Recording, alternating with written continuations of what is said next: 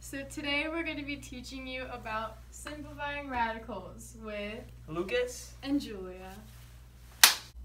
So some basic notes about radicals is 1, the item under the radical sign is called the radicand.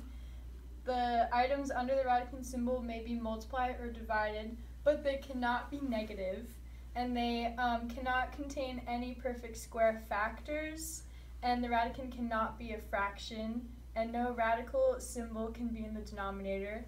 And make sure you know your perfect squares. So make a list of all of them like we did, 4, 9, 16, 25, so on and so forth. 3. So this is your radicand, your number. So for here, for example, it can be multiplied or divided, but it can't be negative and it can't be a fraction. One of the easiest ways to simplify a radical when you have two perfect squares, like here in the example, 4 times 9. So 4 times 9 is 36 and is a perfect square because we have here two perfect squares and it's a 6.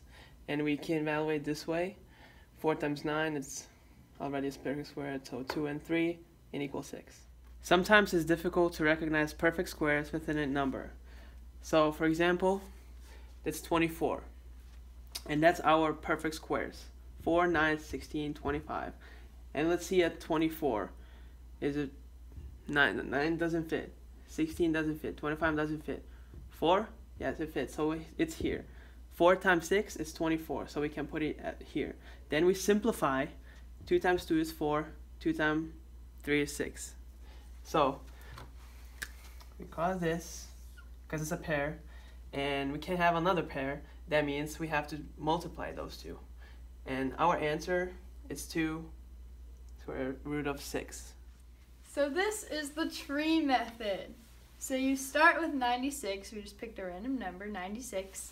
And when you simplify 96, you get 32 and 3. And then you keep simplifying and you get 16 and 2, and 4 and 4, 2 and 2, 2 and 2. So the way we got our answer was, these are two pairs. So 2 times 2 is 4. And then, since this no longer has any more pairs, you do 2 times 3, which is 6. Julia, it's such a big number. How do I solve this? Alright, so what you're going to do is you're going to find the prime factorization of the number inside the square root. So what you're going to do is you're going to get 2 times 2 times 3 times 3 times 7, and square root all that. And so this is a pair, and then you're left with 7. So then you're going to get 2 times 3, so that pair there, and the square root of 7. And then you're going to be left with 6 and the square root of 7. Because 2 times 3 is 6.